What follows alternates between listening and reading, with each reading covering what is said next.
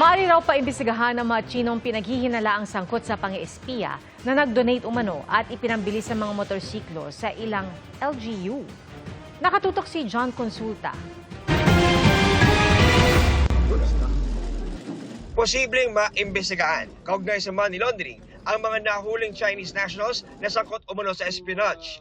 Kaugnay ito sa perang idinonate umano at ipinambili sa mga motorsiklo na ibinigay ng mga naarestong Chinese nationals sa ilang local government units tulad ng Maynila at Tarlac. Sinabi ito ng Justice Department sa isang press forum sa Quezon City kanina. Ang alam kong iniimbestigahan pa lang nila ngayon, yung mga unlawful activities which are dati ang ginagamit natin, predicate crimes. Kumbaga, basis ng later on, basis ng charges for money laundering. Wala pang nilalabas na detalye ang NBI kaugnay sa mga data na nakita sa mga gadget ng mga naarestong Chinese nationals.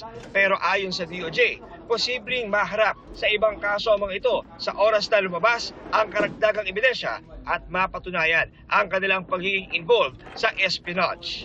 While they may not be used for money laundering cases, it is possible that they may be charged for terrorism financing, especially if the espionage would later on lead to the death of Filipinos, the destruction of critical infrastructure. But because ultimately, espionage is the one-step process of, armed struggle or terrorism. Para sa GMA Integrated News, John Consulta, nakatutok 24 oras.